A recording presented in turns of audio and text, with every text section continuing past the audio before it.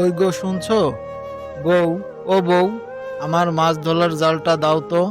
আমি পুকুরে মাছ ধরতে যাব, অনেক বেলা হয়ে গেছে। এই নাও তোমার মাছ ধরার জাল। বলি, এইটুকু কাজ তুমি তো নিজেই করতে পারো, সবসময় শুধু আমাকে হুকুম করো কেন? ঠিক আছে, আমার কাজ আমিই করে নেব। এত রাগ করছো কেন? শোনো, বর্ষণ বায়না ধরেছে, এবার ঈদে বর্ষণের নতুন জামা চাই। ছেঁড়া জামা পরে এবার ঈদ পালন করবে না। ঠিক মতো খাবারই জোগাড় করতে পারি না, আবার নতুন জামা।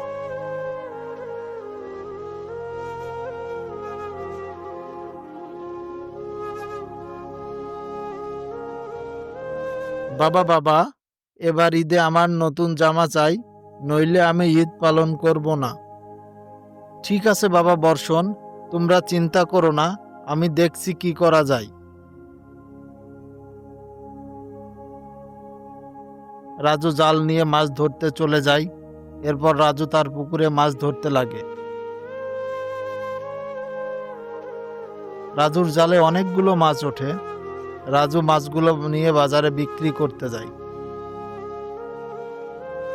আসেন ভাই আসেন, এই টাটকা বড় বড় রুই মাছ নিয়ে যান, একবার খেলে বারবার খেতে মন চাইবে।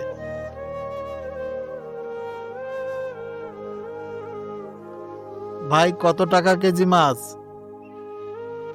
ভাই 400 টাকা কেজি, টাটকা বড় বড় রুই, নিয়ে যান ভাই, ভাবে খুব খুশি হবে। ভাই মাছের দাম একটু কম রাখেন, আমি 5 কেজি মাছ নিব। আচ্ছা ঠিক আছে ভাই, আপনি যেহেতু 5 কেজি নেবেন, আপনি 350 টাকা কেজি দিয়েন। ঠিক আছে ভাই, মাছগুলো কেটে ভালোভাবে পরিষ্কার করে দেন। ঠিক আছে ভাই, আপনি বসেন, আমি মাছ কেটে দিচ্ছি। এভাবে রাজুর সব মাছ বিক্রি হয়ে যায়। আজকে তো মাছ বিক্রি করে কিছু টাকা হলো, এই টাকা দিয়ে আজকে বাজার সদাই করব। আর কালকে মাছ বিক্রি করে বর্ষণ আর বর্ষণের মায়ের জন্য নতুন জামা কাপড় কিনবো। যাই এখন বাড়ি যাই।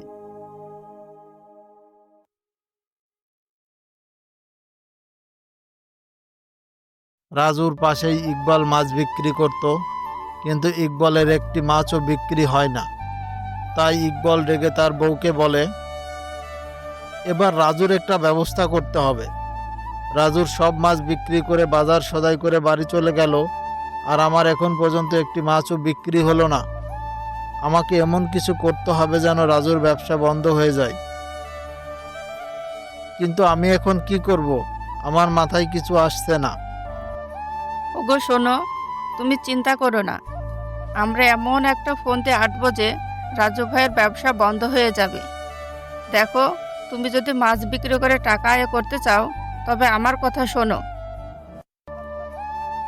বলো বউ, কি ফোন দিয়ে আটবে?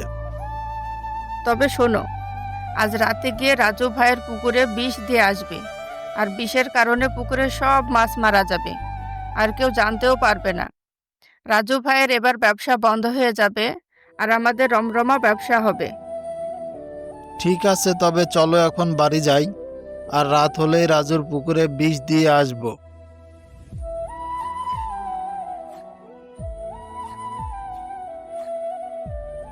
বউ, তুমি খুব ভালো ফন্দি করেছো। এক ঢিলে দুই পাখি, রাজুর ব্যবসা বন্ধ হয়ে যাবে, আর আমার ব্যবসা রমরমা চলবে। রাজু বাজার সদাই করে বাড়ি চলে যায়। কি গো, আজ মাছ বিক্রি করেছো? বর্ষণের নতুন জামা কিনে এনেছো? মাছ তো বিক্রি করেছি, কিন্তু বর্ষণের জন্য নতুন জামা কিনতে পারিনি। ওই মাছ বিক্রির টাকা দিয়ে বাজার সদাই করেছি, আর কিছু টাকা বেঁচেছে। এই টাকাগুলো রাখো, কালকে আবার মাছ বিক্রি করে এই টাকাগুলো আর কালকের মাছ বিক্রির টাকা দিয়ে তোমাদের জন্য নতুন জামা কাপড় কিনে আনবো। বাবা, আমার নতুন জামা কই দাও? আজকে কিনতে পারিনি বাবা, আমি কথা দিচ্ছি কালকে তোমার নতুন জামা কিনে দিব। বর্ষণ কাঁদতে কাঁদতে সেখান থেকে চলে গেল। গিন্নি, আমাকে তাড়াতাড়ি খেতে দাও, আমার খুব খিদে পেয়েছে। ঠিক আছে, তুমি কলপাড়ে হাত মুখ ধুয়ে এসো, আমি তোমাদের জন্য খাবার বাড়ছি। যখন রাত হয়ে গেল তখন ইকবাল বিষের বোতল নিয়ে রাজুর পুকুরে আসে। তারপর ইকবাল রাজুর পুকুরে বিষ ঢেলে দেয়।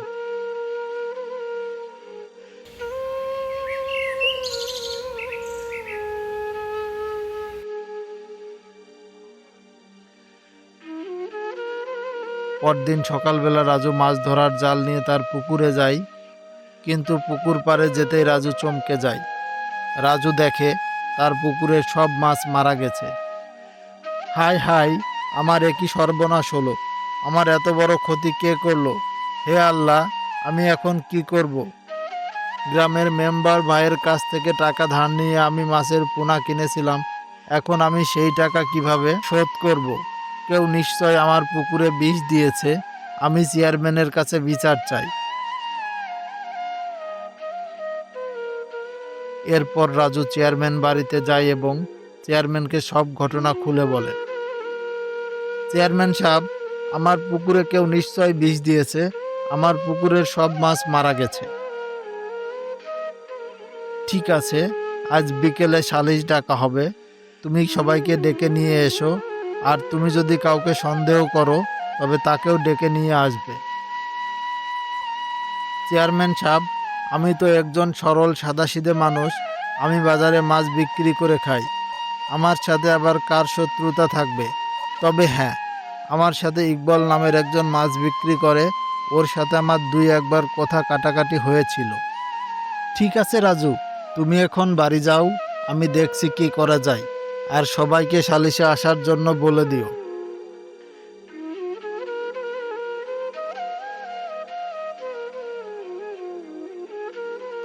রাজু গ্রামের সবাইকে সালিশে আসার জন্য বলে। তারপর ইকবাল ও ইকবালের বউকে বলে বিকেলে চেয়ারম্যান সালিশ ডেকেছে, সেখানে তোমাদেরকেও যেতে বলেছে। সবাইকে বলার পর রাজু বাড়ি চলে যায়।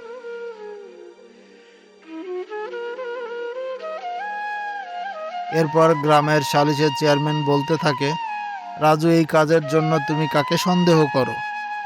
চেয়ারম্যান সাহেব, আমি ইকবালকে সন্দেহ করি, কারণ ওর সাথে আমার কয়েকবার মাছ বিক্রি নিয়ে ঝামেলা হয়েছে। আমার মাছ তাড়াতাড়ি বিক্রি হয়ে যেত আর ইকবালের মাছ বিক্রি হতো না। এই কারণে ইকবালের সাথে আমার কয়েকবার ঝামেলা হয়েছিল। আমার পুকুরে বিষ দিলে ইকবালের অনেক লাভ হবে, তাই আমি ইকবালকে সন্দেহ করি। ইকবাল, তুমি কি রাজুর পুকুরে বিষ দিয়েছো? না চেয়ারম্যান সাহেব, রাজু মিথ্যা কথা বলছে, আমি কেন রাজুর পুকুরে বিষ দিতে যাব? আমি এমন কাজ করিনি। ঠিক আছে, তুমি রাজুর কাছে যাও, তোমার হাত শুকে দেখবে হাতে বিষের গন্ধ আছে কিনা।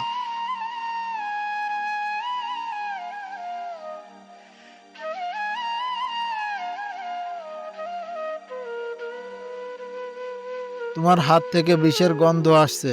চেয়ারম্যান সাহেব, ইকবালের হাত থেকে বিষের গন্ধ বের হচ্ছে, ইকবালই আমার পুকুরে বিষ দিয়েছে। ইকবাল, তুমি রাজুর পুকুরে বিষ দিয়েছো, তাই তোমার শাস্তি স্বরূপ রাজুকে 10,000 টাকা জরিমানা দিবে, আর তুমি বাজারে মাছ বিক্রি করতে পারবে না, তোমাকে অন্য পয়সা বেছে নিতে হবে। এই কথা শুনে ইকবাল কান্না করতে লাগে, তারপর যে যার বাড়িতে চলে যায়।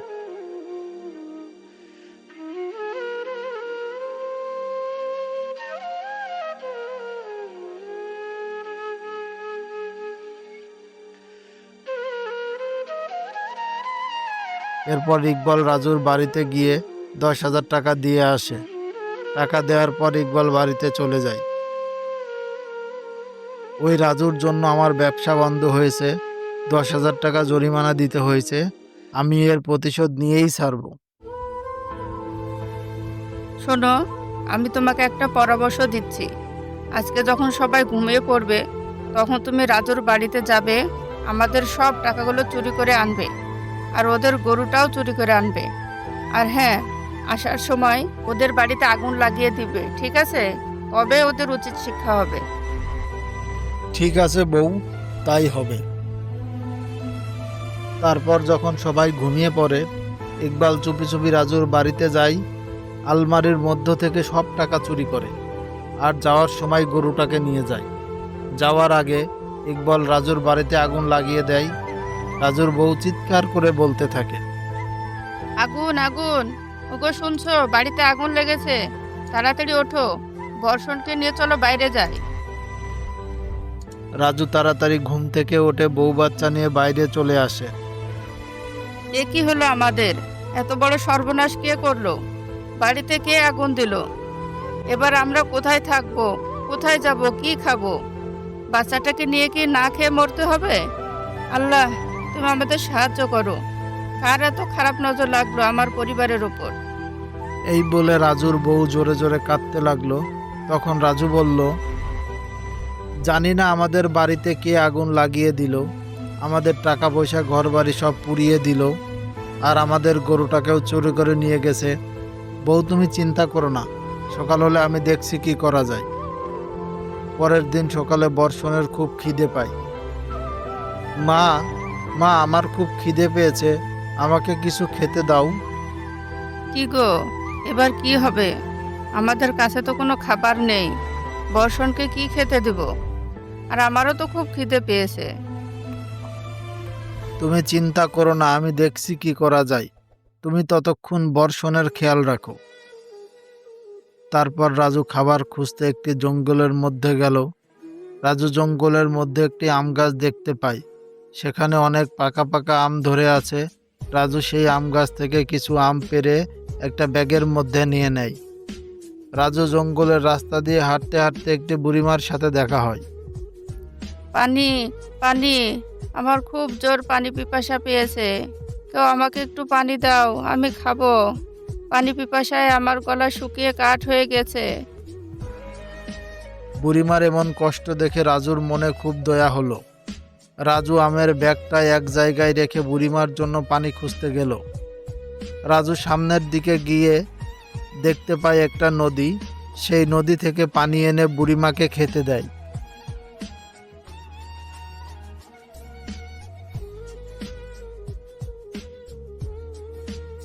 বাবা, আমি তো পানি খেয়ে তৃষ্ণা মিটালাম, কিন্তু আমার তো খুব খিদে পেয়েছে, আমাকে একটা আম দেবে, আমি খাবো। রাজুর মনে দয়া হলো। রাজু বুড়িমার জন্য একটি আম খেতে দিল।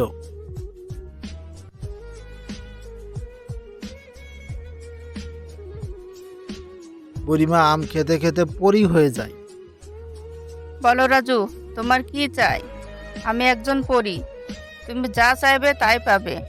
তুমি খুব দয়ালু মনের, তুমি আমাকে পানি খাইয়েছো, তোমার বউ বাচ্চার জন্য যে আম নিয়ে যাচ্ছিলে তুমি তা আমাকে খেতে দিয়েছো। সত্যি তুমি খুব দয়ালু। এখন বলো তোমার কি চাই? পরীর এসব কথা শুনে রাজু খুব খুশি হয়, কিন্তু রাজু কিছু নিতে চায় না।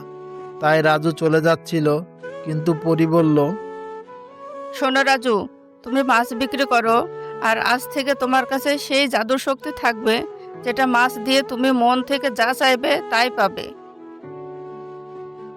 এসব বলে পরী অদৃশ্য হয়ে যায়। এরপর রাজু খুশি হয়ে হাঁটতে থাকে।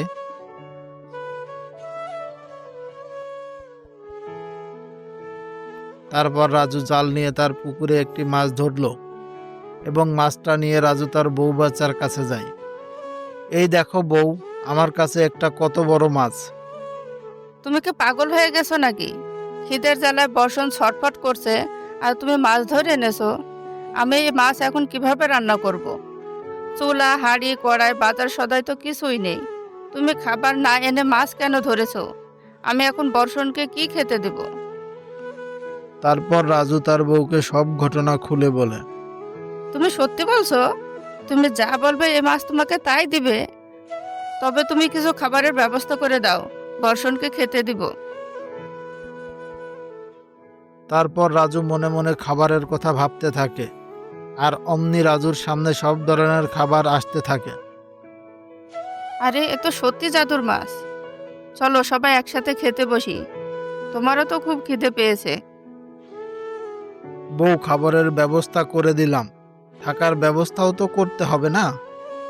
আমাদের একটা বাড়ি বানিয়ে দাও তো মাছ। তখন ওই জাদুর মাছ রাজুকে একটি বাড়ি বানিয়ে দেয়। রাজুর এত সুন্দর বাড়ি দেখে ইকবাল আর ইকবালের বউ হিংসা করতে থাকে।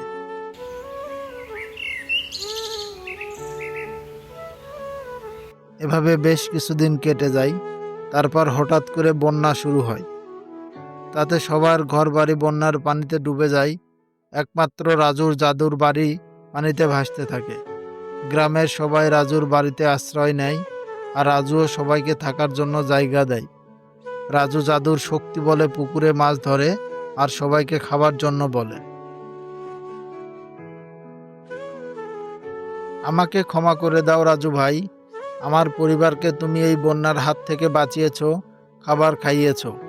আমি তোমার উপর হিংসা করে তোমার ঘরে আগুন দিয়েছিলাম, আমি খুব লজ্জিত।